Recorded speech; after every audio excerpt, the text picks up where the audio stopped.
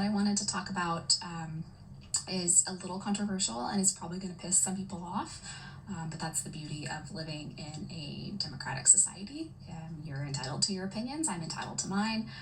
And if it doesn't sit well with you, then it doesn't. But my thoughts are today on the word alcoholic. I do not believe I'm an alcoholic, and I do not believe that you're an alcoholic. It's not a word I use, and there are quite a few reasons. So the first is that it is not a medical diagnosis.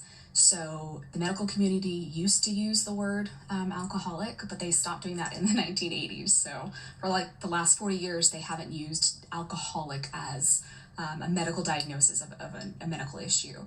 Instead, they started looking at a spectrum. So initially, it was divided into alcohol abuse and alcohol dependence, kind of depending on what their symptoms were, right? So if it's causing more external problems or internal problems, the lesser version, I think, was the alcohol dependence. And then in 1994, they switched over to alcohol use disorder. And so now there are 3 levels, right? So there's mild, moderate, and severe.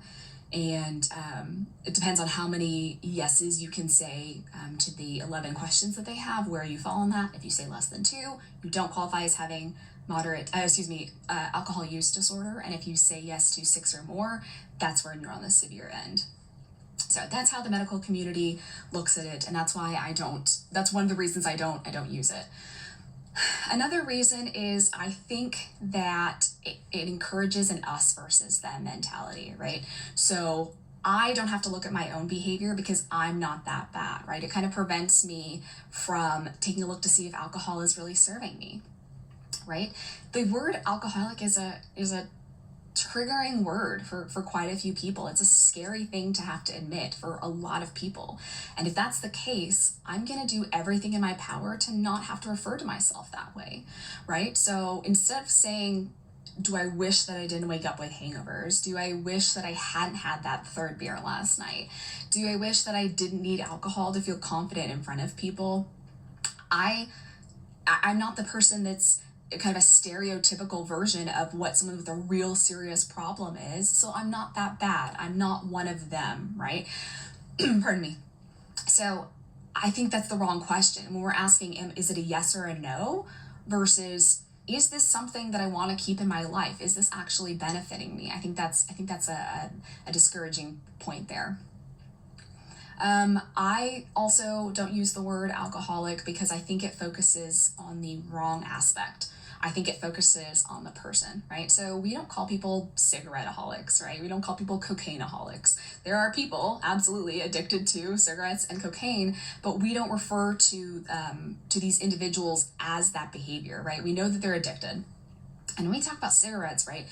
Cigarettes, we are taught, from a very young age that it's the cigarette and the tobacco that's a problem, right? We're warned about the dangers. If you ever start, you're going to become addicted. Don't do it. You're going to grow a hairy tongue and get lung cancer and on all these negative issues that come with ingesting a poisonous substance. But we don't do the same thing for alcohol. We villainize the tobacco industry. And for alcohol, the blame is on you, right? So if you can't drink like normal people, there's something wrong with you. That just doesn't sit well with me when both of these are addictive substances. Both of these are in the exact same category in the risk of cancer, right? Both tobacco and alcohol are group 1 carcinogens, which is the highest level of risk for cancer, right? But for one, it's the tobacco that's the problem, and for the other, it's the person, right? So if we see someone that's smoking, that's addicted to it, you might pity them, right? Like, it's a shame that they started. It's an addictive substance. It's really hard to quit, right? But for an alcoholic, we start to think, what's wrong with you that you can't do what normal people can do, right? Like, what's wrong in your life? What's wrong with you personally that you're not able to handle this? And that doesn't sit well with me. We also attack cigarette companies or tobacco industries when they target children, right? So they've started, like, for vaping, right? So, moving from cigarettes to vaping in order to attract a younger audience and giving it fun flavors, like fruity flavors, to obviously attract a younger audience so that I can keep them longer and make more money. But they're doing the same thing with alcohol. Like, there's Sunny D with alcohol in it. Who is that for? Yeah, that's not for your grandma. That is advertising to young kids. Like, who drinks Sunny D, right? Like, that's an issue there. But in one case, again, it's the person's fault. In one case, it's the substance fault, and that just doesn't sit well with me.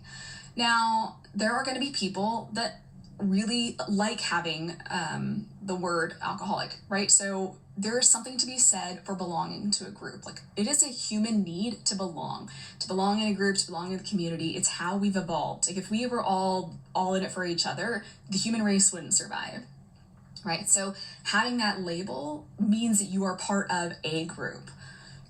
So if that helps you, fantastic. Again, I'm not here to tell you can't call yourself an alcoholic. I'm just here to say that I'm not going to do it, right? Another potentially positive effect is that when you call yourself an alcoholic, you're taking on that identity.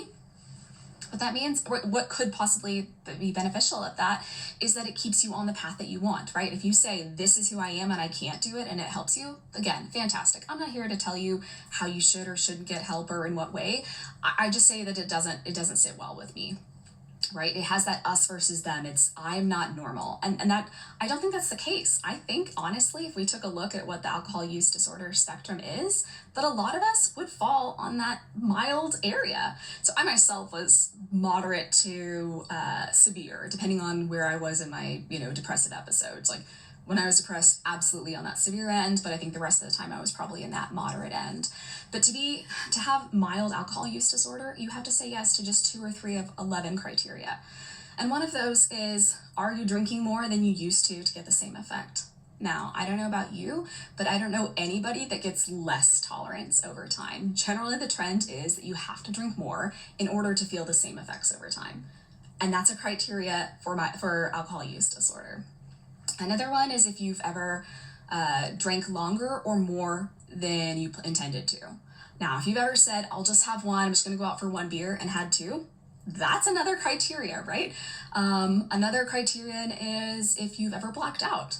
So I think I read a study that said about half of adults have blacked out at some point in their life. So now at this point, we're at 3 criteria, 1 more, and we're at moderate alcohol use, right?